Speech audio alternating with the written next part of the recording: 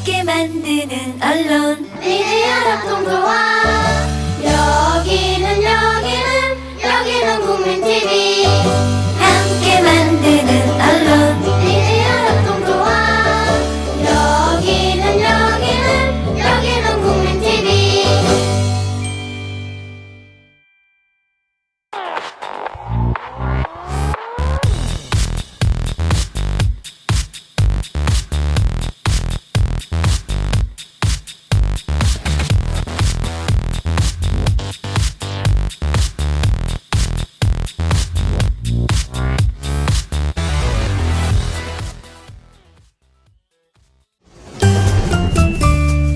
귀로만 듣던 국민TV의 팟캐스트를 이제 보이는 라디오로 시작합니다. 국민TV 광고를 모집합니다. 조합원과 비조합원 여러분, 자신이 속해 있는 기업과 사업체, 그리고 알리고 싶은 모든 것들 다 좋습니다. 광고를 원하시는 분은 신청해주세요. 홈페이지 kukmin.tv, 국민.tv 또는 지역번호 02-3144-0933번으로 연락주세요. 여러분의 많은 참여 바랍니다. 네, 로벤저스 시작하겠습니다. 오늘은 위법한 음란물이란 무엇인가에 관해서 말씀 나눠보도록 할게요. 저희 오늘도 세 분 변호사님 로벤저스 나와주셨고요. 첫 번째부터 말씀 드릴까요? 안녕하세요. 네. 김민식 변호사입니다. 네, 안녕하세요. 저희 김지영 변호사님 나오셨습니다. 예, 방금 유럽에서 돌아온 주영 변호사입니다. 오늘 되게 유럽풍이세요, 의상이. 네, 아름다우십니다. 네. 그리고 저희 막내 변호사님 소개해 주시죠. 네, 안녕하세요. 법률사무소 국민생각의 김종호 변호사입니다. 반갑습니다. 네, 감사합니다. 세 분 다 자리해 주셨고요. 저희 바로 이제 들어가려고 하는데 오늘 조금 뭐가 바뀌었어요. 의상이 좀 달라지신 것 같아요. 네. 네. 네, 좀 편하게 입고 온 것 같아요. 네. 네, 뭔가 짠 듯이 편한 옷을 입고 오셨는데. 아니, 제가 이제 네. 캐주얼하게 입고 오자고 얘기를 했는데 네. 사실은 이제 가죽 자켓을 입고 올까 했는데 아. 너무 더운 거예요. 그래서 가죽 자켓은 다음에 입는 걸로. 오늘 입고 오셨으면 되게 좋았을 텐데. 기대되는데요. 아니, 네. 너무 그러게요. 더워서. 근데 유럽 갔다 오신 거 티내시려고 일부러 안 입고 오신 것 같아요. 이거 오늘 좀 유럽풍으로. 아니, 저는 근데 무슨 생각을 했냐면 이번 주 주제가 아까 이제 말씀드렸잖아요. 위법한 음란물에 관해서 얘기하는 거라 정장 입고서 얘기하는 것보다 좀 편한 옷 입고 얘기하는 게 좋지 않을까 이 생각했었거든요. 음란물을 네. 하는데 굳이 편한 옷을 입어야 하나요? 야한 옷을 입을 순 없으니까. 그냥 제 생각은 그랬어요. 네. 좀 편하게 얘기할 네. 수 있을 것 같아요. 네, 좀 편해 보여요. 오늘 근데 너무 편해 보이시는 것 같아요. 네, 확 네. 얘기해 버릴게요. 오늘. 다 말씀해 주세요. 오늘 그럼 주제를 말씀드렸으니까요. 관련 사건에 관해서 얘기를 한번 짚고 넘어간 다음에 풀어주시면 좋지 않을까 하는데 사건 가지고 계신 거 있으신가요? 말씀해 주실 만한 거? 어떤 식으로 이야기를 먼저 진행을 할까요? 그 최근에 네. 대법원에서 그 위법한 음란물도 저작권으로서 보호할 수 있다. 이런 그 판결이 나와서 이 판결에 대해서 먼저 얘기를 했으면 좋겠어요. 이 사안은 정 씨라는 분이 2008년부터 2010월까지 음란 동영상 등을 사이트에 올려가지고 무려 4만 점을 올렸다고 해요. 그래서 1,176만 원 정도의 수익을 올려서 이제 저작권법 위반으로 형사 기소된 사안이었거든요. 그런데 1심, 2심에서 음란물이라도 창작자에게 저작권이 있는 것이기 때문에 저작권의 대상이 되는 파일이다 이렇게 보아서 저작권법 위반으로 그 유죄 판결을 한 사안이죠.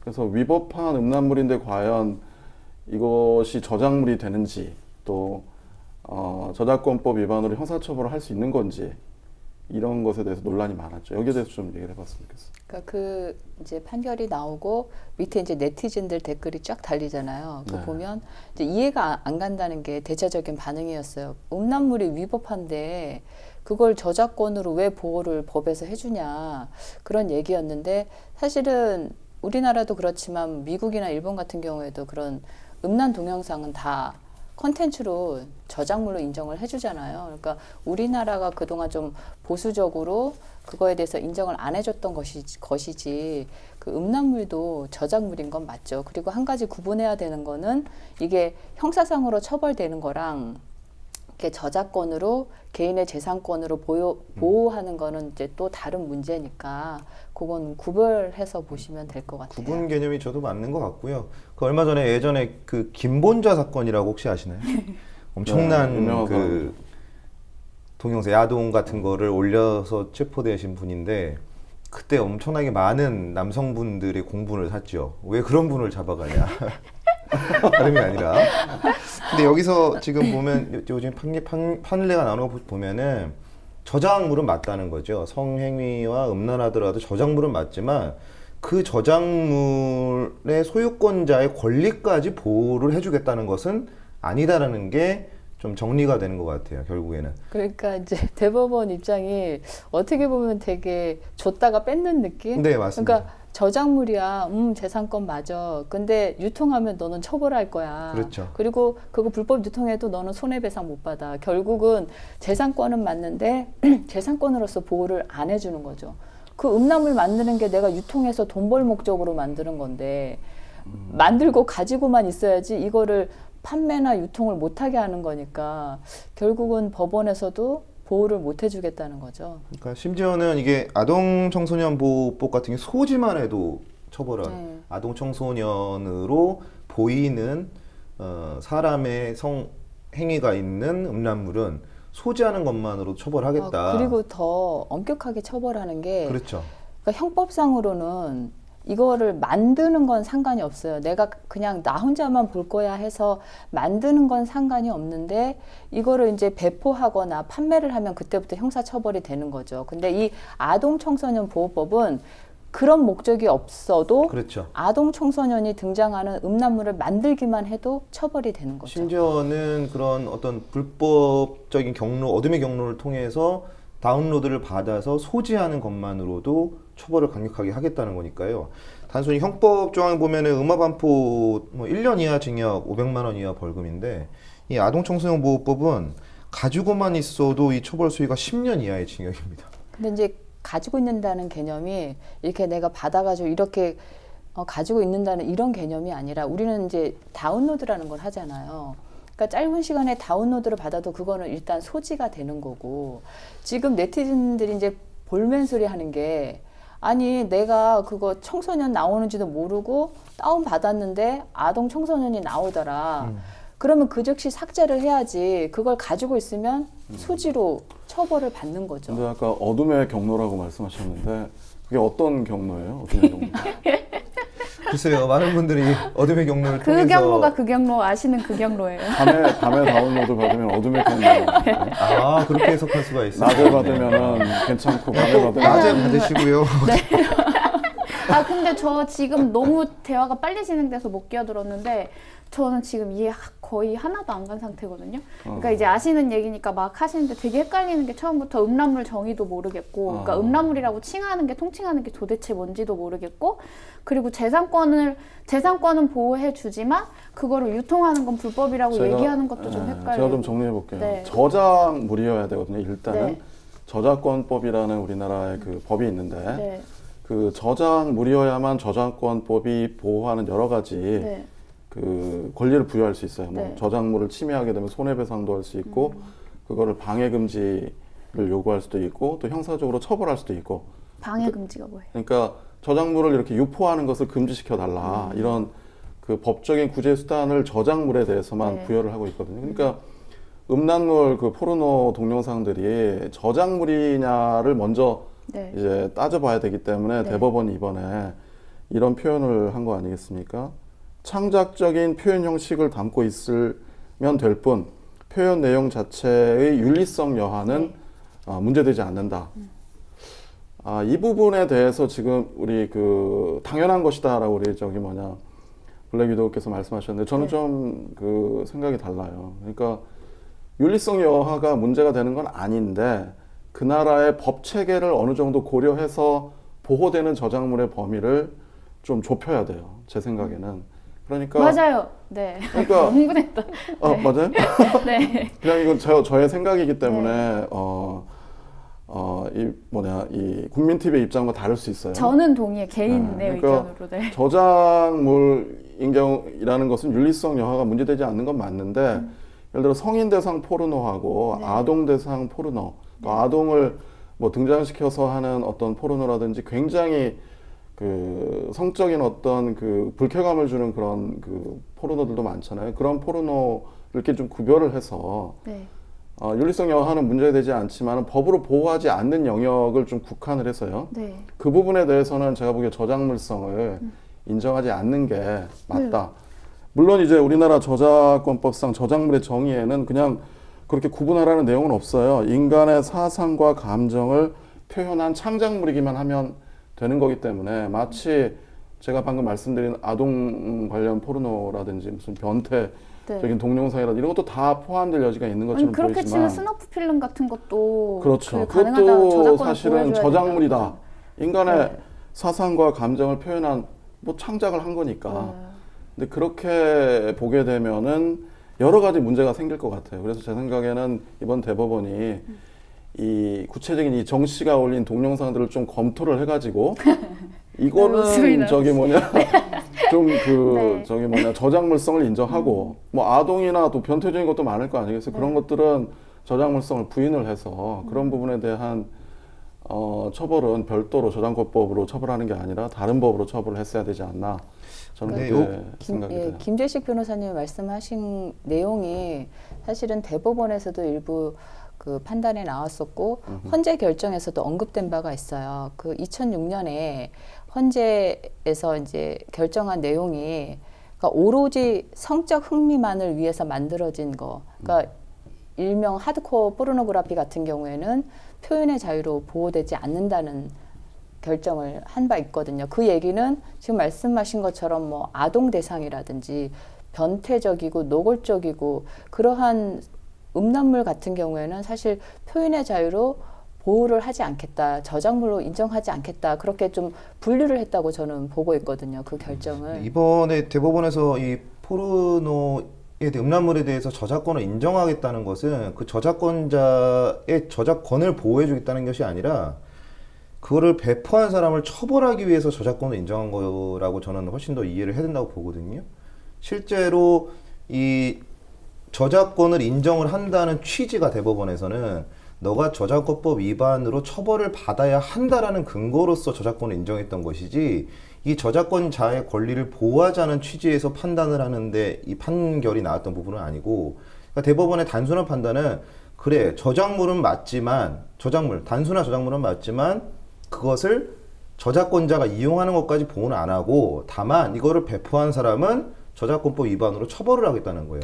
그러니까 진혜 씨가 말씀하셨던 부분에서 축소를 하게 되면 오히려 배포한 사람을 저작권법으로 처벌하지 못하는 결과가 발생을 합니다. 그러니까 오히려 저는 이 저작법을 인정한 부분은 더 강력한 처벌을 위해서 저작권을 인정했다는 것이지 저작권자의 권리를 보호해주기 위해 저작권을 인정을 했다라고 근데 하는 볼수 없는 꼭 그 거죠. 저작권을 인정을 하지 않더라도 뭐 형법상으로도 그러니까. 이게 다 음란물에 봉합이 돼요. 대해서 네. 예, 음란물로 그러니까 유포한 걸로 오해를 준 거예요. 이 대법원 판결이 저작물성을 인정하는 순간 저작권자로서의 권리를 모두 부여하는 거 아니냐 이런 오해를 불러일으켰기 때문에 바로 지금 최근에 그 일본 야동업체 16개가 그 자기들의 저작권을 주장하면서 불법 업로드를 금지해달라는 가처분을 지금 법원에 제기했다가 패소했다고. 패소를 했잖아요. 그러니까 이런 오해가 생기는 거예요. 네. 오해가 챙겨 분명하고 근데 그 사건 같은 경우에는 저작권 자체를 인정을 안 했어요. 영상을 자료를 증거로 제출하지 않아서 판사가 나 이거 보지도 못해서 그 영상 자료가 제출도 안 돼서 저작권을 인정 못 하겠다고 한 것이거든요. 그 부분 보면서 제가 굉장히 웃었는데 보지 못해서 그러니까 속상해서. 뭐 그런 네. 판시가 나와요. 뭐 증거라고 이제 내야 될 거 아니겠어요. 이게 저작물성이 인정이 되는지를 법원이 판단을 해서 인간의 사상과 감정을 표현한 창작물인지를 법원이 판단해야 되니까. 그런데 동영상 CD로 구워서 낸 게 아니라 종이로 그 표지 앞면하고 뒷면만 이렇게 낸 거예요. 그러니까 법원으로서는 이 동영상이 무슨 내용인지를 전혀 모르는 상태에서 판단을 해야 했기 때문에 뭔지도 그러면 증거 모르는데. 불충분 같은 거 아니에요? 근데 이게 이 변호사들 입장에서 생각해 보면 되게 재밌는 게 이게 음화 반포에 해당할 수 있거든요. 그러니까 네. 정보통신망법상의 그 음란한 부호에 해당이 돼서 음란물 유포죄 해당될 여지가 있어요. 변호사가 소송 기록에다가 CD를 막 구워가지고 네. 법원에 냈다 쳐요. 네. 그럼 판사가 그거를 다 보게 될 거 아니겠어요? 네. 일단은 판사가 기분이 나쁘겠죠. 이거를 기분이 좋을 수도 있죠.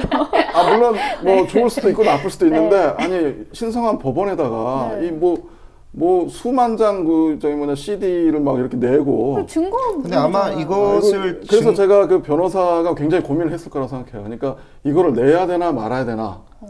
내면은 근데 이걸 못 만약 먹을 것 증거 같고. 자료를 제출을 했더라도 네, 네. 그 저작권은 인정을 하겠다고 하지만 이 보전소송에서의 권리보호 이익을 인정을 안 해서 어차피 기각을 놨을 사안인데 맞아요. 그렇게 거기까지도 하는 건데. 가지도 않은 거고요. 여기서 분명히 그 재판부에서 밝히고 있는 내용이 그대로 있어요. 남녀 성행위 장면이 담긴 음란한 영상이라 할지라도 저작권에 해당한다고 볼 수 있다. 하지만 그것을 배포, 판매하는 행동부터 처벌할 만한 대상이고 형법 등으로 처벌하는 음란물에 대해서 저작권자가 저작권을 유통하는 것까지 보호하지는 않겠다라는 취지였거든요. 그러니까 사실 이것이 증거자료로 영상 CD를 다 제출했다 하더라도 분명히 기각이 됐을 여지가 큽니다. 그리고 진짜. 내용을 전혀 모른 게 아니라 내용을 그러니까 CD로 구워서 내지는 않았지만 내용을 어느 정도 추측할 만큼 자료를 냈던 것 같아요. 그래서 판사가 이 정도 가지고는 창조적 개성이 표현되지 않았다. 창조적 개성이 어느 정도의 수위를 말하는 건지 모르겠지만 하여튼 뭐 창조적 개성이 표현되지 않았기 때문에 저작물로 보기는 어렵다. 그렇게 또 판시를 했거든요. 어쨌든 저는 그 사건을 보면서 변호사 입장에서 일본 뭐 16개 업체를 대리하는 변호사 입장에서 그 동영상을 낼까 말까를 가지고 굉장히 고심을 했을 것 같아요. 인간적인 고민. 인간적 이걸 내서 판사한테 이걸 다 보여주고 법정에 출석해가지고 보시라 이렇게 얘기하는 게 조금 이상하잖아요. 그리고 당연히 제가 근데 보기에 법원이 그거를 받았으면 이게 만약에 유포되고 있는 동영상이라고 한다면 직권 고발 대상일 수도 있어요. 그게 무슨 말이에요? 그러니까 이런 그 음란한 동영상들이 지금 뭐 여기 돌아다니고 있다는 거 아니에요? 네. 그렇기 때문에 보호를 해달라고 하는 거니까 이거를 네가 스스로 이렇게 여기저기다가 사이트에 올리고 있다는 것을 지금 자백하고 있는 상황이니까 공무원은 범죄를 발견하면 직권으로 이제 바로. 고발할 수 있거든요, 판사들은. 그러니까 이걸 올리게 되면 제가 판사면은 검찰에 수사를 의뢰할 사안일 수도 있다는 생각이 좀 들더라고요. 그래서 그쪽을 대리한 변호사들이 과연 이거를 무슨 생각으로 이거를 했는지도 잘 모르겠고 이거를 만약에 가처분 결정을 받아내려면은 어떻게 해야 되는지에 관한 좀 전략이 좀 부족한 게 아닌가 근데 그런 생각도 좀 저는 들었어요. 되게 이상한 게요. 같은 사건인데 지금 제가 판단하기엔 같은 사건이거든요. 초반에 얘기했던 거는 저작권을 인정해줬잖아요. 그러니까 김종호 변호사님 말씀으로는 인정해준 게 얘를 처벌하기 위해서라고 말씀은 하셨지만 아무튼 저작권을 하나는 인정했어요. 근데 이거는 인정을 안 했잖아요. 그게 판사의 재량이에요? 왜 두 가지 그게 달라요? 판사 재량입니다. 그냥 그러니까 보면 네. 음란물이냐의 여부는 대법원에서도 명확히 말을 하고 있어요. 음란이라는 개념에 대해 법률적인 정의가 있기는 하지만 이 개별적인 구체적인 타당성, 다시 말해서 구체적으로 이게 음란물에 해당하느냐는 하급 밑에 있는 판사들의 재량에 맡기겠다라는 게 대법원의 그렇죠. 취지입니다. 이게 그 법원에서 이게 저작물이 되려면 창조적 개성이 있어야 되고 예술적 가치가 있어야 되고 근데 사실 그게 되게 모호한 개념이잖아요. 추상적인 개념이고 판사에 따라서는 이게 뭐 모르는데 내가 볼 땐 개성 있어. 저작물로 인정할 수도 있고 어떤 판사는 인정 안 할 수도 있기 때문에 사실은 저작물 인정이 판사의 어떤 재량에 달려있는 게 맞죠. 그래서 과거 그 마광수 작가 즐거운 사라라는 소설 아시나요? 진혜씨 저 혹시 아시나요? 봤어요. 그걸 보셨어요? 네, 집에 있어요. 저도 못 구했어요. 봤는데 빌려드릴까요? 지금 그게 절판됐을 텐데. 아마. 네, 그러니까요. 95년 당시에 사회적인 논란을 일으켰던 그 사건이었는데 그때 대법원이 음란성의 기준으로 놨던 것보다 지금은 훨씬 더 엄격해진 것은 사실이에요. 그러니까 그때는 문학성이랑 예술성 그리고 음란성 두 개 공존할 수 있다고 본 것이죠. 그러니까 범주가 문학성, 예술성이 있어도 음란성이 있으면 그 음란성만으로도 처벌을 하겠다는 것인데 지금 그게 2008년도 넘어오면서 이제 조금 바뀐 부분을 여기 한 가지 더 추가를 했습니다.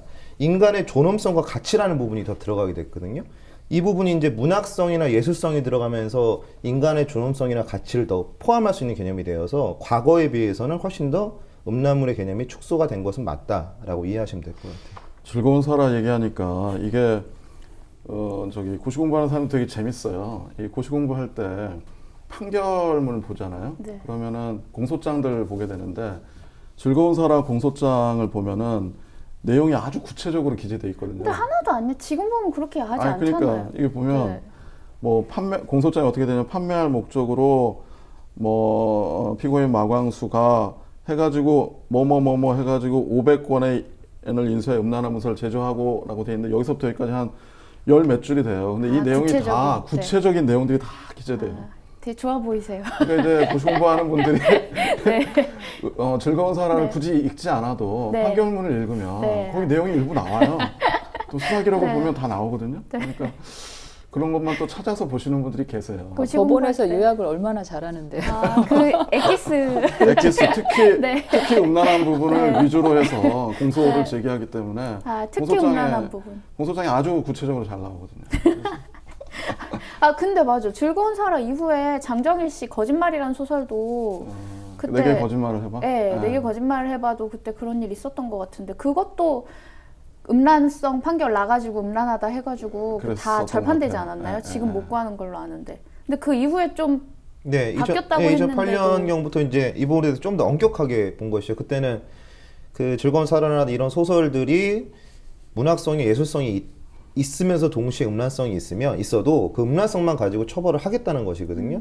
근데 이제는 그런 음란성이나 예술성이 있으면 인간의 존엄성과 가치가 조금 있다고 볼 수 있기 때문에 음란성의 어떤 강도가 약해진다, 상쇄된다. 그만큼 처벌을 덜 하겠다라는 취지가 사실은 변화가 있다고 보시면 됩니다. 음란이란 말이 굉장히 그 모호한 개념이라서 뭐 외설이냐 뭐 예술이냐 왜 술이냐 뭐 이런 얘기도 있잖아요.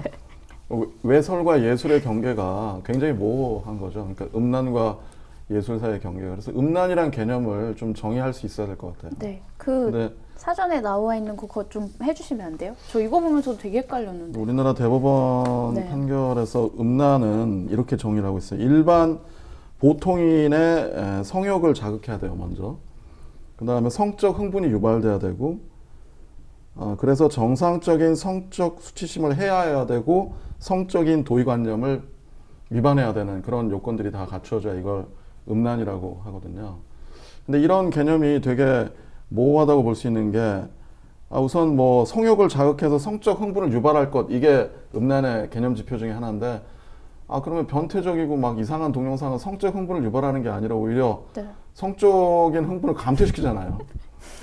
아니 그러니까 이게 너무 이상한 게 예. 그게 유발되는 사람도 있고 감퇴되는 사람도 있을 거 아니에요. 그렇죠. 그러니까 다 사람마다 똑같진 다른데 않고. 왜 유발을 해야 되냐, 뭐 이런 네. 논란도 있기 때문에 이 음란의 개념의 사회적인 유해성 네. 이런 걸 추가해야 되는 거 아니냐 이런 지금 주장도 민혜 있어요. 씨가 이제 지적한 게 사람에 따라서 그게 이제 달라질 수가 있기 때문에 법원에서 이 상정하고 있는 기준은 평균인 일반인이에요. 일반 그러니까 변태 보통인. 기준이 아니라 그냥 아니, 물론 기준을 변태로 잡진 않을 거라는 생각. 뭐 변태로 잡으면 웬만한 건 음란물이 네. 안 되겠죠. 그러니까 네. 이제 일반 건전한 상식을 가진 사람을 기준으로 봤을 때 그 사람이 이 정도면 뭐 흥분하겠다, 성적인 욕구를 느끼겠다 이렇게 느껴지면 그건 음란물이 되는 근데 것이죠. 그것도 명확하지가 않아요. 그러니까 일반 보통에는 또 구체적으로 판결에서 어떻게 정의를 하냐면 어떤 그 성적인 그런 것에 대해서 너무 둔감하지도 않고 너무 민감하지도 않고 이런 사람을 상정해가지고 판단하라는 거예요. 대법원 그걸 판사들이. 어떻게 알아? 그래서 이 음란하다는 이제 평가라는 또 방식은 또 다르잖아요. 이제 그 전체적으로 관찰을 해서 딱 볼 때 단순히 저속하다는 느낌을 주는 것이 좀 넘어서 사람의 존엄성과 가치를 훼손, 왜곡하였다고 평가할 수 있을 정도로 노골적으로 사람의 특정 성적 부위 등을 적나라하게 표현 또는 묘사해야 할 것이다라는 게 이제 평가의 그렇게 기준이 얘기를 되는 해도 거거든요. 좀 정확하지가 않아요. 그게 그래서 이 결국에는 인간의 존엄과 가치를 훼손했느냐에 대해서 사람마다 다 견해가 다를 수 있거든요. 그래서 음란물의 정의에 대해서는 사실 64년도 미국 연방 대법원 포터 스튜어트 대법관이 그런 말을 하잖아요. 보면 안다. If I see it, I know it. 결국에는 일선 판사들이 보고선 판단해라는 게 뭐 사람마다 종합적인 겁니다. 달라질 수 있는 거죠. 달라질 수 있는 판사들마다 달라질 네. 수 있고. 그럼 판사에 따라서 계속 다르면 계속 다른 판결이 나올 수 있는 거예요. 그래서 대법원이 있는 것이죠. 그래서 저는 이 음란성을 너무 확장하게 되면 문제가 굉장히 많아져요. 왜냐하면 우리가 과학이라든지 네. 예술 이런 영역은 사실은 기존의 관념을 깨 부수고 발전할 수 있는 거거든요. 우리가 어떤 그 차텔레 부인의 사랑 이런 소설이라든지 뭐 그 지금은 다 문학 작품으로 생각했던 것도 옛날에는 외설 작품으로 이해됐던 것들이 있잖아요. 근데 그런 성적인 실험을 주제로 한 여러 가지 소설들이 시간이 지나면서 점점 그 문학계를 변화시키고 또 그런 장르를 수립하고 이런 영역이 분명히 있는데 이런 거를 그 시대 관념으로 그냥 그 외설이다, 음란이다 이렇게 규정해 버리면 그런 예술의 발전은 기대하기가 어려운 거죠. 그리고 이제 한 가지 우리는 이제 고전적으로 음란의 개념에 대해서만 계속 얘기를 했었는데 지금 뭐 너무 뭐 인터넷이라든지 이런 기술이 너무 발전해가지고 사실은 그 개념 자체도 그러니까 소지라든지 배포라는 개념 자체도 굉장히 달라졌잖아요. 그러니까 지금 이 아청법 때문에 네티즌들이 상당히 많이 조심스러워하고 이게 제대로 개념 파악이 안 되는 것 중에 내가 소지를 한다 이게 무슨 의미냐라는 의문을 많이 갖거든요. 제가 오늘 그걸 꼭 여쭤보려고 그랬어요. 그러니까 이게 스트리밍이라는 게 네. 있잖아요. 음악처럼 영상도 그냥 내가 그 파일을 통째로 다운로드 받지 않고 그냥 그 즉시 틀어서 볼 수 있는 게 이게 그러면 소지가 되느냐 이게 처벌이 되느냐 이게 또 논란이 되는데 또 그걸 기술적인 부분을 이해를 해야 되는 게 그러니까 스트리밍도 다운로드를 아예 안 받는 게 아니라 그 큰 파일을 조각조각 내서 다운로드를 받으면서 그 즉시 재생을 한다고 해요. 그러니까 스트리밍도 마찬가지고 단순 재생도 마찬가지고 그거를 소지로 볼 수가 있는 거죠. 그러니까 그런 음란 동영상을 내가 스트리밍으로 본다고 해도 그건 처벌 대상이 될 수 있는 거고요. 네, 아청법 관련해서 이 문제가 사실 이제 발생을 한 것이 그 2013년도에 교복을 입은 여성이 성행위를 하는 음란물을 상영한 혐의로 이제 기소된 피고인의 사건을 다루면서거든요. 그러니까 이것이 실제로는 아동 청소년이 아니었고 성인이었는데 성인이 교복을 입고 성행위를 하는 장면을 상영을 한 것이죠. 이것에 대해서 정확하게 아동 청소년 보호법에는 이렇게 나와 있습니다. 그 아동 청소년 이용 음란물. 그러니까 아동 청소년을 이용을 하느냐. 근데 여기서는 아동 청소년처럼 보이는 것까지 포함을 하느냐가 문제가 됐던 것이었거든요. 근데 결국엔 여기에 대해서 헌법재판소는 실제 아동 청소년이 아니어도 아동 청소년으로 오인되기에 충분할 정도의 사람이 등장하는 경우를 포함한다. 근데 법에서도 라고 된 것이죠. 그게 개념이 아동 청소년 이용 음란물이란 아동 청소년, 그러니까 아동 청소년이 직접 출연해도 되는 거고 또는 아동 청소년으로 명백하게 인식될 수 있는 사람. 그러니까 이게 어려 보여도 그러니까 실제로 나이는 성인이지만 어려 보여서 그냥 그거 시청자들이 봤을 때 그 사람은 아동 청소년으로 보일 수 있으면 마찬가지로 그 아동 청소년 이용 음란물이 되는 거죠. 그래서 그때 한창 문제됐던 게 그 영화 은교라는 영화가 한창 있었었죠. 그게 맞다. 이제 고등학생이죠. 고등학생인 은교가 은교가 청소년인가요? 예, 고등학생이었죠. 고등학생이니까요. 고등학생이 그 배드신도 찍었고 그 영화에서는 그런 것에 대해서 그러면 이것도 아청법으로 처벌을 해야 하는 것이냐라고 해서 좀 문제가 많았던 것 같아요. 근데 은교는 은교를 했던 배우는 청소년이었어요? 성인이었죠. 네, 성인이에요, 성인.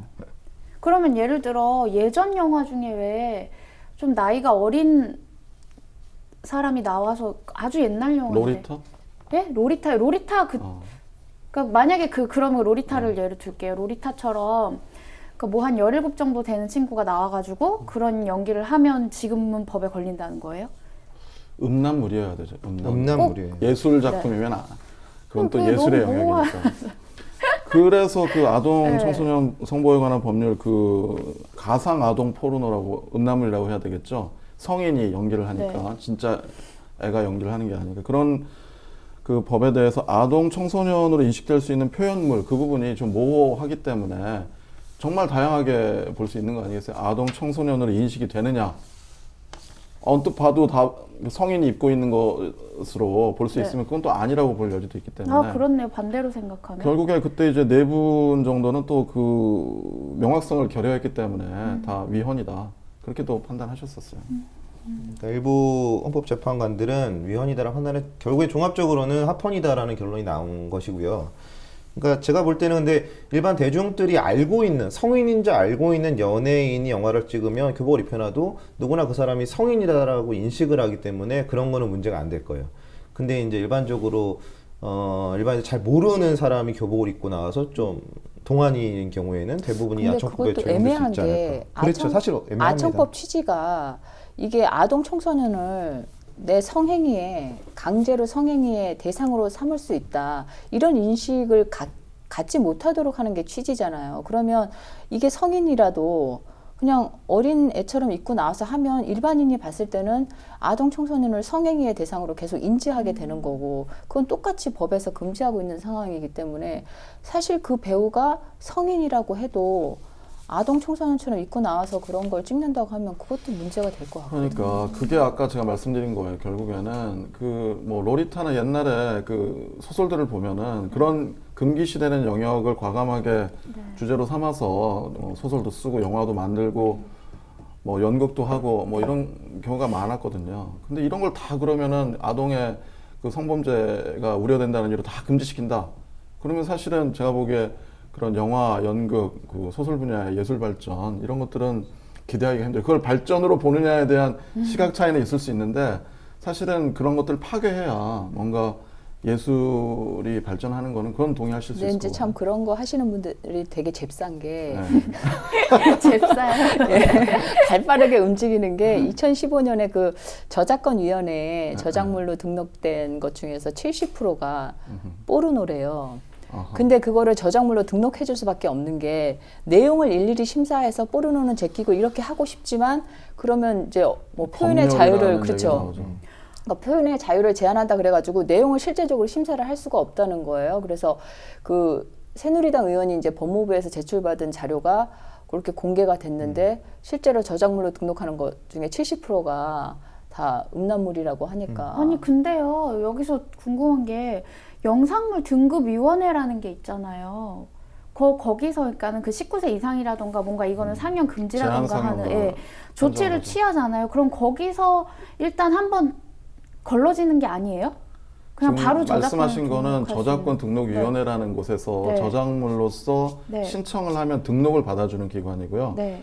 여기는 무슨 특별히 뭐 검열을 하고 이러는 기관이 아니에요. 그냥 바로 저작권만 저작물이라는 점만 이제 등록을 하고 그 등록을 하게 되면은 그 시점에 그 저작물을 만들었다는 게 추정이 되기 때문에 네. 그 다음에 그와 비슷한 저작물을 만들었으면 표절이나 이런 게 돼서 이제 저작권법의 보호를 받기 위한 어떤 그 제스처로 그렇게 하는 거고요.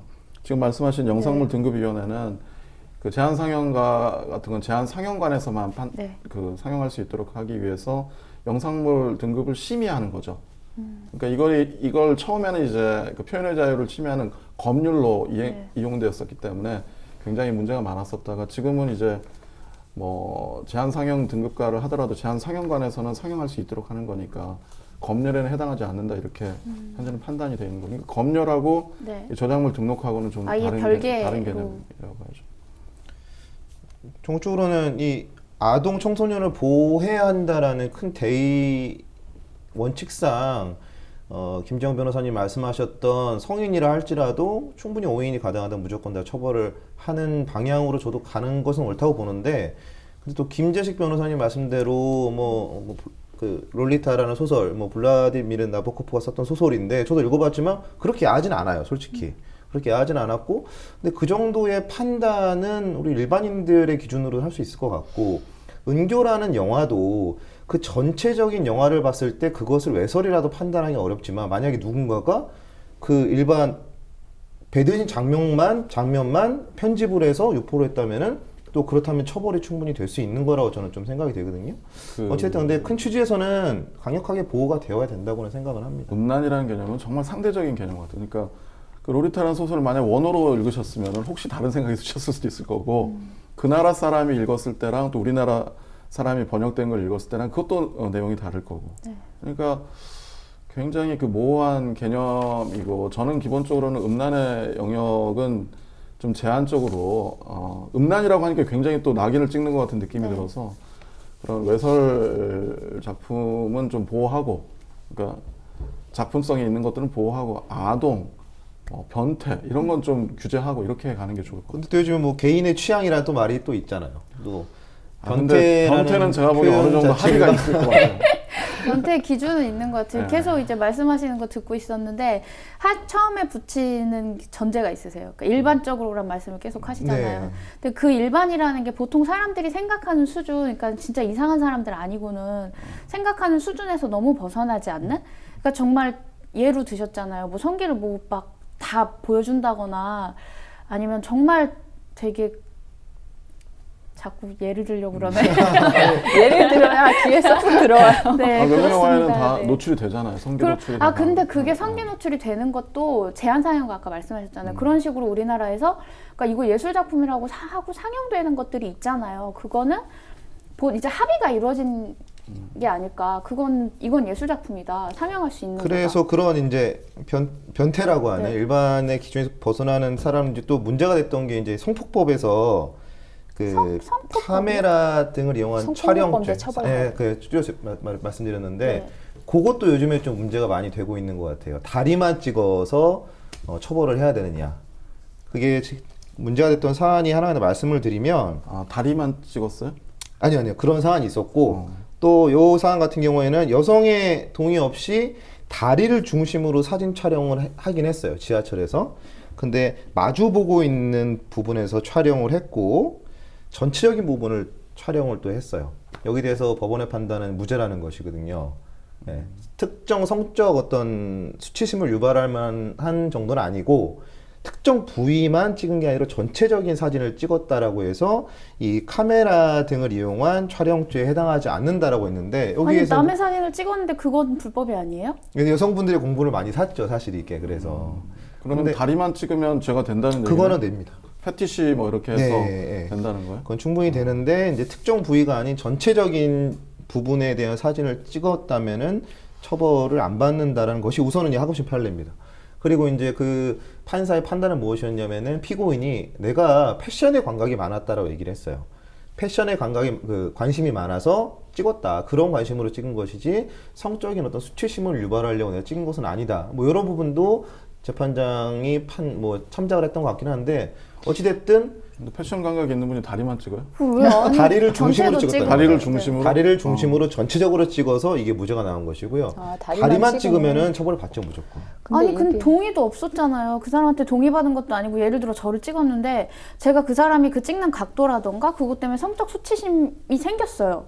그러면 그건 어떻게 되는 거예요? 그걸 처벌 안 하겠다는 겁니다. 왜요? 그러니까 그게 이제 하급심 굉장히 판결이니까 많으세요. 아니 저 찍혀본 적이 있어서. 지켜봐야 될 것 같긴 한데 사실 요새 몰카 때문에 난리가 났잖아요. 그러니까 여대에서도 이제 갱하하고 이러면서 화장실에 어디 몰카가 설치되어 있지 않나 그래가지고 그거 다 탐지해서 찾아내 달라고 뭐 여대에서 다 그런 문의가 빗발친다고 하거든요. 심지어 그리고 몰카 감지법 같은 게 나왔어요. 이렇게 이상한 네, 어떻게- 문서로 이렇게 해가지고 나왔어요. 그리고 지금 사실 이렇게 저렇게 빠져나가면 그 처벌돼야 되는 사람들도 처벌이 안 되는 상황이고 지금 여기서 가장 문제되는 게 몰카나 이렇게 했던 사람들이 그게 죄가 인정이 되더라도 거의 다 뭐 집행유예 그리고 음란물 수준을 일반인이 유통시켜도 다 뭐 집행유예로 풀려 나오니까 솔직히 일반인 입장에서는 별로 두려울 게 없을 것 같아요. 그런 범죄를 저질러도.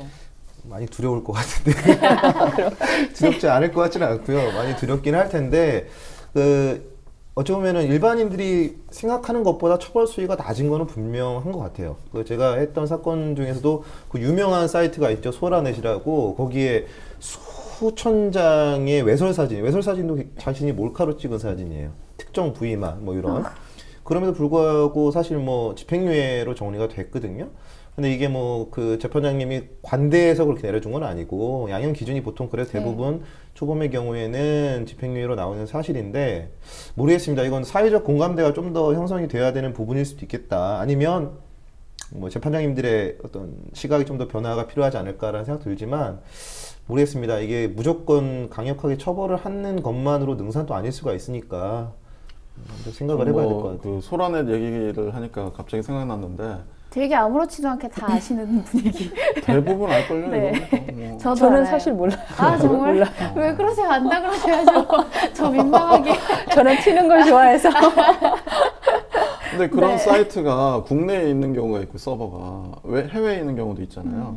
그럴 경우에 과연 해외에서 이렇게 그 전송하는 그런 행위가 처벌이 될 거냐 이런 것도 좀 궁금하시고 만약에 우리 그 인터넷 사이트를 보다 보면은 해외 그러니까 미국인이 미국에서 그걸 전 세계에 쏘는 경우가 있거든요. 그럼 그 미국인은 우리나라 처벌이 안 되는 형법으로 거 아니에요? 처벌을 할 수 있겠느냐 이런 문제가 있을 수 그래서 있죠. 사실 몰카라든지 음란 동영상이 우회 서버라는 걸 이용을 하잖아요. 그러니까 우리나라에다 서버를 만드는 게 아니라 외국에다 만들어 놓고 이제 유포를 시키면 그 이제 처벌 문제가 되는 거죠. 법적으로 형법적으로는 내국인이 국외에서 해외에서 범죄를 저질러도 우리나라 법을 위반한 범죄를 저질러도 처벌이 돼요. 그러니까 예를 들어서 한국 주재원이 그 파키스탄에 가가지고 거기서 교통사고를 냈다. 그게 한국 검찰에 입건이 되면 한국 법으로 처벌할 수 있거든요. 한국 사람이라 그런 거 한국 아니에요? 사람이라서 네. 한국 사람이라 처벌이 되는 거니까 그러니까 그 소라넷 같은 경우도 해외에서 이렇게 전송이 된다 하더라도 처벌이 되고 또 외국인이라 하더라도 우리나라 영역 안에서 범죄를 저지르게 되면 또 처벌이 돼요. 우리나라 범죄를 위반하게 되면은 그럼 좀 전에 말씀하신 그런 그 경우도 웹사이트 근데 처벌이 사실을 될수 있죠. 그러니까 말로는 논리적으로 그게 가능한데 외국에다가 서버를 해놓고 유통시키면 그 증거 확보도 힘들잖아요. 저 사람을 처벌을 하고 싶어도 외국에 있는 서버를 어떻게 뭐 그러니까 압수수색할 이론적으로는 것이며. 처벌을 하도록 현재 법은 촘촘하게 돼 있는데 그걸 뭐 해외 사이트를 일일이 조사해가지고 그 사람을 기소 중지하고 들어오면 입국 때 통보하고 이렇지는 않을 거 아니에요. 중국은 혹시 그게 가능할지도 모르겠네요.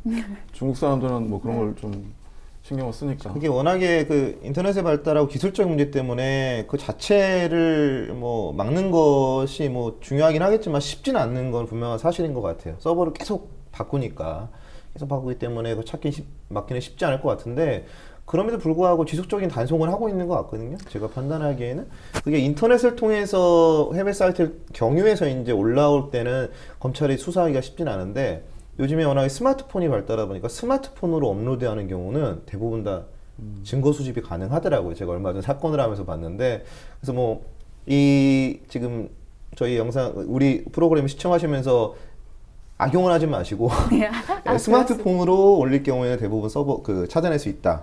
예, 그런 부분이 좀 중요한 것 같고 아무튼 최대한 뭐 단속을 해야겠지만 이게 막기 쉽지 않은 또 인간의 또 본능적인 부분이 있는 거라서 무조건적인 단속만이 또 답이 아닐 수도 있겠다라는 또 저 생각을 이거 합니다. 보다가 기사 막 찾아보다가 그거 봤어요. 그러니까 해외 업로더들이 그게 불법인 줄 알고 있으면서 그걸 못 멈추는 이유가 돈 때문인데, 그러니까 물론 그렇겠지만 한 달에 1,000만 원 수입이 들어오는 사람이 있대요.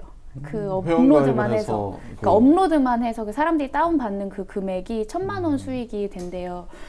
근데 1,000만 원 수익을 올리는 데 비해서 처벌은 솜방망이니까 1,000만 원 수익 받는 게 낫다고 생각할 수 있다는 거죠. 그러니까 그게 좀 경중이 있어야 될 텐데. 그러니까 그 뭐 클럽 아우디녀라고 그 여자도 마찬가지잖아요. 그러니까 굉장히 상업적으로 이것저것 잘 컨텐츠를 만들어가지고 그 음란 동영상을 팔았는데 그 아시죠? 처음에는 이제 뭐 1인 시위해서 네. 뭐 사기꾼.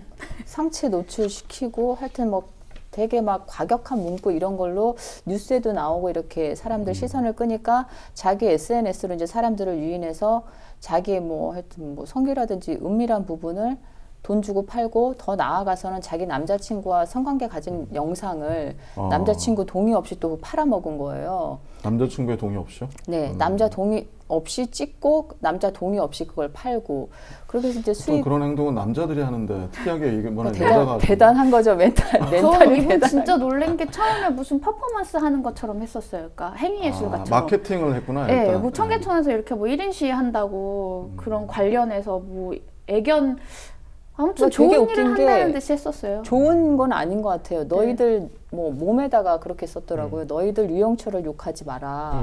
동물 입장에선 너희들이 유영철이다. 그렇죠. 그러니까 자기네들은 자기 입장에서는 동물 학대를 반대하겠다는 취지인데 좀 생각 자체가 일반인하고는 다른 수준인 그래서 거 결국 같아요. 처벌 받았죠. 받았는데 처벌 이제 뭐 반성하고 있고 집행유예로 토론했고. 뭐 지금 나와서 그 부분에 대해서도 말이 많았잖아요. 어떻게 집행유예만 주고 말 수가 있어요. 모르겠습니다. 죄송해요. 제가 화가 났어요. 잘못하신 거 없는데. 근데 저는 좀 생각하는 게 이 사실 우리나라의 형법에 음화 반포죄라는 게 있기 때문에 종국적으로 어떠한 음란물도 그런 그러니까 성행위가 들어가 있는 영상이나 이런 게 다 처벌이 되는 게 어차피 대원칙이긴 하거든요. 근데 이게 현실적인지는 좀 모르겠어요. 그래서 저는 오히려 이런 부분에 대해서 일반인들이 어느 정도 수용할 수 있는 정도의 뭐 야한 동영상 정도라면 어차피 너무 배포가 되어 있고 이걸 막을 수 없는 것이라면 그 정도는 합법화를 시켜주고, 우리가 이제 반대하고 있는 엄격한 부분, 아동 청소년이라든가 우리 일반적인 상식 수준에서 생각할 수 없는 어떤 성행위 장면을 찍은 이런 부분에 대해서는 강력하게 처벌하는 방식으로 좀 가야 되지 않을까라는 생각이 드는 게, 아예 인간의 본성적인 어떤 부분을 법으로 막겠다라는 게 과연 합리적인지는 무슨 좀 모르겠어요. 말씀이시냐면은 아까 제가 말씀드린 대로 그렇게 일부만 그 처벌되는 게 아니라 형법이라는 법에서 음화 반포죄 등 이런 죄가 있어요. 반포하니까 무슨 좀 느낌 이상하지 않으세요? 보통 반포라는 용어는 훈민정음 반포, 뭐 잠원령 그래서 옆에 반포역 반포동 이럴 때 반포인데 네. 음화라는 말 옆에다 반포라고 쓰니까 무슨 한글 창제한 것도 아닌데 그런 느낌도 좀 있네요. 이 네. 일본식 용어인 것 같아요. 음화를 배포하는 네. 불특정 다수인에게 배포하는 그런 죄를 처벌하는 건데 이게 광범위하게 지금 돼 있는 거예요. 뭐 가리지 않나요? 음화, 음란성만 인정이 되면은 다 처벌. 뭐 문서, 도화, 필름, 기타 물건까지 뭐 요즘에 그런 물건도 많이 있잖아요. 네. 음란한 물건, 반포, 판매, 임대, 공연이 전시 또는 상영까지 하게 되면 다 처벌돼요. 그러니까 이제 과거에는 이게 인터넷이 발달되지 않았을 때 이게 전체적으로 규율을 하고 있었다면 지금 인터넷이 발달돼가지고 데이터가 된 거잖아요. 데이터. 데이터는 필름이나 도화, 문서가 아니기 때문에 또 정보통신망법으로 음란물 유포죄라고 해서 뭐 부호, 문헌, 음향, 화상, 영상 뭐 이런 식으로 해가지고 또 완벽하게 우리나라 형법 측에는 음란물은 어쨌든 위법으로 확실하게 규율을 하고 있는 네, 그런 자기도 모르게 법제예요. 이제 한꺼번에 두 가지 범죄를 저지르는 케이스도 발생을 할 수 있는 게, 그렇죠. 그러니까 지금 말씀하신 반포라는 게 쉽게 우리가 말하는 배포를 얘기를 하거든요. 근데 예를 들어서 토땡땡이라는 사이트는 보면 그 P2P 사이트잖아요. 그래서 내가 다운로드 받는 즉시 자동으로 배포되는 시스템이 되기 때문에 그런 사이트에서 만약에 이제 음란물을 내가 다운로드 받았다 그러면 소지로만 처벌되는 게 아니라 반포. 내가 그쵸 배포한 것까지 돼서 처벌이 되는데, 문제는 소지보다 배포가 더 엄하게 처벌이 되는데 당사자는 그거를 모른다는 거죠. 그냥 나는 다운만 받았으니까 죄값을 치르더라도 그거에 대해서만 받으면 되겠지 하지만 배포까지 내가 형사처벌을 받는다는 얘기죠. 그런 경우가 있을 근데 수 뭐 있겠네요. 그 토렌트 같은 경우에는 사실 누가 받고 누가 가져갔는지를 판단이 너무 어려워서 빨리 그 CD를 삭제를 해야 됩니다. 그래서. 네, 맞아요. 증거를 남기지 않아서 코치해 주시나요? 잽싸게 많이 네. 해보셨나 봐요. 그 친구. 뭐 토렌트는 많이들 다 이용하시니까. 아니 저는 안 저는 했는데. 이용 안 해요. 토렌트 이용 안 하시나요? 지금 자백하시는 아니, 토렌트라는 게 뭐 그런 음란한 영상만 있지는 않거든요. 뭐 다양한 어떤 그래요? 오락 프로그램, 다큐도 있고. 드라마, 시사 프로그램 워낙에 다양하게 있어서 그런 건 저작권법 위반에 또 소지가 있기 때문에 또 제가 뭐 그런 부분에 대해서 처벌을 받는다면 다르게 받겠습니다만. 근데 그게 뭐 그 정도 수준을 가지고 대한민국 검찰이 뭐 처벌하겠다는 건 사실 아니에요. 그런 사람들은. 근데 이거를 어떤 금전적 영리 목적으로 다수에게 배포를 하거나 하는 경우, 아까 김정 변호사님 말씀하셨다시피 뭐 수천만 원의 수익으로 이런 사람들을 강력하게 처벌을 하겠다는 것인데, 저는 모르겠어요. 그 선량하게 이용하는 모든 잠재적인 어떤 사람들까지 잠재적인 범죄자로 놓고 있는 현실적인 법 체계는 모르겠습니다. 조금씩 사회적 공감대가 변화하고 있다면 변화를 좀 고려를 해야 되지 않을까라는 게 솔직한 생각이에요. 그래서 법 적용이라는 게 뭐 원리 원칙대로 다 이렇게 되는 게 아니고 사회 실정을 다 감안하거든요. 우리 그 검찰 같은 경우도 아까 말씀드린 그 일본 음란물 제작 업체가 헤비 업로더들 상대로 해서 저작권법 위반이라고 고소를 한 사안에서 당시 대검에서는 그 법적으로 유포가 금지된 것까지 우리가 저작권 보호를 한다는 명목으로 수사권 발동하기는 어렵다. 그래서 저작권법 위반 부분은 무혐의. 대신에 헤비 업로더들이 음란물을 유포한 건 맞으니까 음란물 유포죄 해가지고 그렇게 약식 기소, 벌금형 이렇게 그럼 하는 보통 경우가 있죠. 그 벌금형이라는 게 얼마부터 시작해요? 그러니까 금액 상정한 게 있을 거 아니에요? 이 정보통신망법에 의하면은 지금 잠시만요. 지금 제가 죄송합니다. 지금 확인을 못 하겠네요. 정리 아래라서. 뭐 아까 경쟁에 토렌트 따라 때문에 다 당황하셨어요. 경쟁에 가져오신 줄 따라- 알았는데 네. 없죠. 기본적으로 이제 형법에 네. 따른 음압안포죄는 이게 1년 이하의 징역 500만 원 이하의 벌금인데 이 정보통신망법은 불특정 다수에게 배포하기 때문에 이거보다 훨씬 더 강력하거든요. 예, 그렇기 때문에 이게 뭐 적은 죄는 아닙니다. 근데 대부분 네. 초범이고 3년 이하로 나오게 되면은 이제 집행유예로 나오게 되는 것이 대부분인 것이죠, 사실은. 근데 배포하는 사람한테는 이제 그 정도고 저 다운을 예를 들어 한 편 정도 다운을 받았어요. 그러니까 제일 사람들이 궁금해하는 게 이런 거잖아. 나 그거 하나밖에 다운 안 받았는데 그래도 뭔가 처벌돼? 그래도 이런 법정형은 되게 세요. 그게 1년 이하 징역, 1,000만 원 이하 벌금으로 되어 있어요. 한 편만 받아도요? 그렇죠. 그게 걸리지는 않겠지만 근데 걸리는 네. 문제를 삼으려면 문제를 삼을 수는 있습니다. 그렇죠. 근데 문제를 삼지는 않는 거죠, 사실. 그 정도 수위까지는. 그러면 그걸 그러니까 야동을요? 야한 동영상을 다운을 받는데 그 동영상이 일단 저작권이 없잖아요. 예, 뭐, 있을 수도 저작권이 예. 예. 그걸 차치하고 저작물로서는 네. 예, 차치하고. 인정이 되고 네. 예. 저작권이 보호하는 그런 여러 수단을 부여할 것인가는 케이스 바이 케이스로 판단하고 적어도 그걸 만든 사람한테 책임질 일은 없습니다. 예. 국가의 형벌권으로 내가 처벌을 받을 수는 있겠지만 만든 사람한테는 처벌받는 건 뭐 책임질 일은 전혀 없는 거죠. 그냥 음란물을 다운 받았기 때문에 처벌을 받는다는 그렇죠. 거죠. 그러니까 네. 다른 뭐 법적으로 문제가 되는 게 아니라 다른 법적인 문제라는 것이 뭐 민사적인 책임을 말씀하시는 건가요? 네. 그런 책임을 질 리는 없어요. 맞죠? 왜냐하면은 그 저작권을 인정을 하지만 그 저작권자의 권리를 보호해주지는 않겠다는 게 대법원의 태도라고 저는 이해를 그러니까 했거든요. 손해배상 청구를 못 한다는 그렇죠. 거죠. 예. 네. 네, 그 위법한 음란물이 저작권이 인정된다는 대법원 판결에 대해서 네티즌들 상대로 여론조사를 한 게 있는데 찬성 317명 55%, 그 다음에 반대 어불 성설이다 불법인 포르노 야동의 저작권 어떻게 인정하느냐 이게 45% 257명 이렇게 아주 팽팽한 그 대립을 가졌던 것 같아요. 그래서 저는 그 대법원 판결이 아까도 말씀드렸습니다만은 좀 혼란을 가져오는 것 같아요. 이렇게 찬성하시는 분들이나 반대하시는 분들이나 다 어떤 오해들을 하고 계시냐면은 이게 보호되는 어떤 저작물이 아닌가 하는 그런 생각을 불러일으켰기 때문에 대법원 판결이 좀 더 좀 신중하게 내려졌어야 되는 게 아닌가 하는 생각이 좀 드는 거죠. 그 불법 제작물에 대한 저작권을 주장하는 것에 대한 얘기잖아요, 이게. 그렇죠. 저는 여기서 이렇게 막 의견 주신 것 중에 이 얘기, 제작 자체가 불법인 포르노 야동의 저작권을 인정한다는 건 어불성설이란 말. 저는 이 얘기를 계속 생각하고 있었거든요. 이 주제 잡을 때부터 아니 이미 불법인 걸 무슨 저작권 얘기를 하고 그거에 대해서 권리를 주장할 수가 있으며 그러니까 이게 네. 그러니까 아까 잠깐 언급을 드렸는데, 그러니까 민사 소유권이 있는 거고 형사 형벌권이 있는 거잖아요. 그러니까 저작권이라는 거는 소유권이랑 같은 개념이에요. 재산권. 그러니까 재산권을 인정해주는 문제하고 재산권이라도 불법이니까 형사처벌은 될 수 있는 거잖아요. 그러니까 대법원은 그건 거죠. 이게 저작물이면 음란물이라도 재산권으로 인정은 하지만 그게 형사상으로는 처벌돼야 되는 거니까 처벌을 하겠다.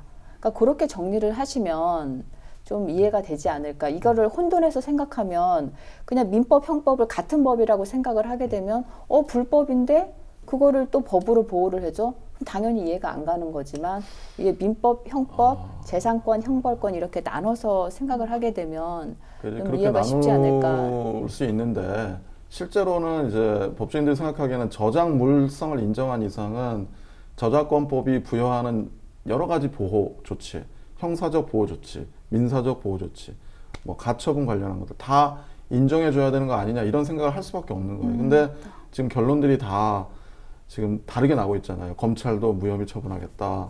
뭐 가처분 받아 그 제기한 법원도 야 이거는 가처분 대상이 안 된다. 물론 뭐 증거 불충분 얘기도 있었긴 하지만은 그래서 그런 그 여러 가지 혼란은 결국에는 우리나라가 음란물을 너무 광범위하게 지금 규제를 하는 데서 비롯된 문제가 아닌가 하는 생각이 들어요. 좀 가려야 되는. 이것도 궁금했는데 안 여쭤봤어요.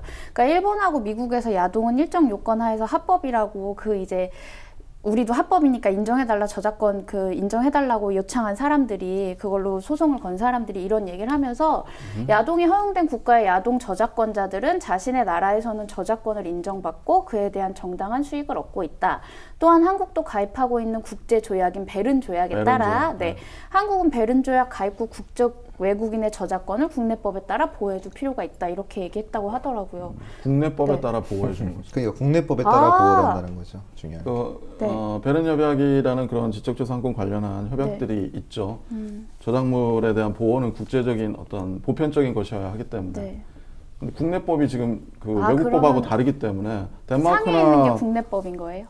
그러니까 외국 조약은 우리나라 국내법으로 수용되어야만 그 법적인 어떤 그 근거로 삼을 수가 있어요. 네. 그런데 우리나라 저작권법은 그 베른 조약의 내용들을 다 포섭하고는 있지만 형법이나 다른 기타 법에서 음란의 개념을 넓게 정의하는 통에 이런 지금 혼란이 생기고 있는 거죠. 뭐 덴마크나 이런 데는 형법에서 이미 좀 구별을 해가지고 음란물에서 일정한 음란물만 처벌하는 걸로 그렇게 정리가 돼 있거든요. 그러니까 결국은 이 사람들 주장에 의하면 음란물이 저작물이 돼버리면 그 형법상으로 처벌이 안 돼야지 맞는 거잖아요. 논리적으로는.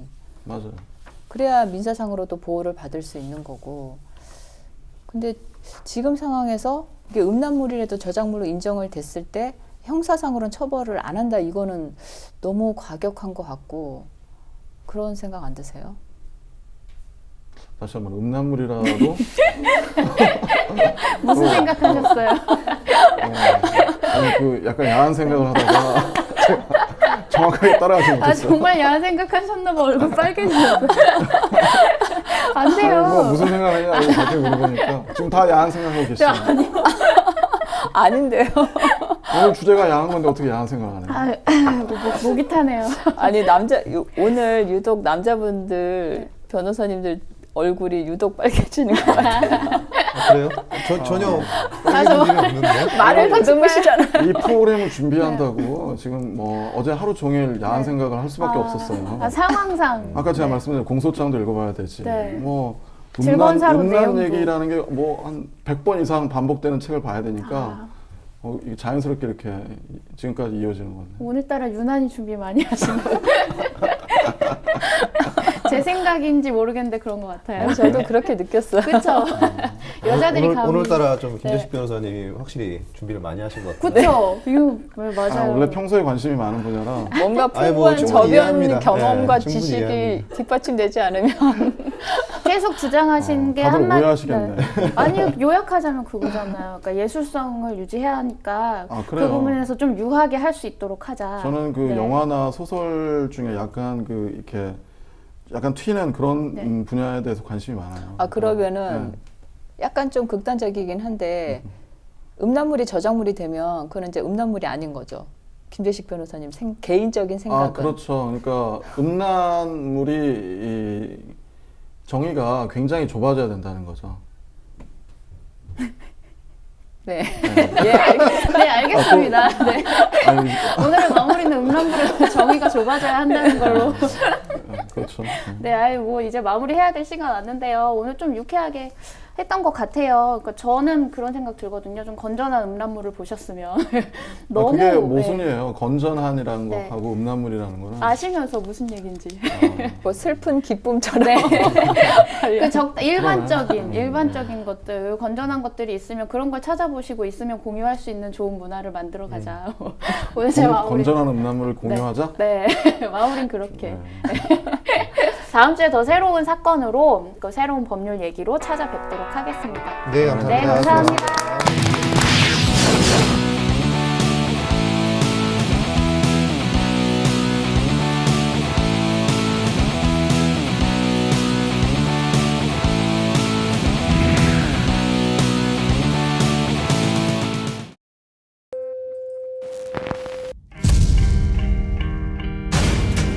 Give me the song and I'll sing it like I mean it. Give me the words and I'll say them like I mean it. 'Cause you got my heart in a headlock. You stopped the blood and made my head soft. And God knows you've got me so na na na na na na na na na na na.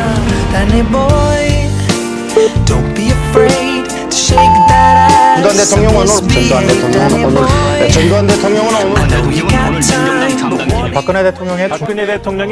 박근혜 대통령이 오늘 네덜란드로 떠났습니다. the dust may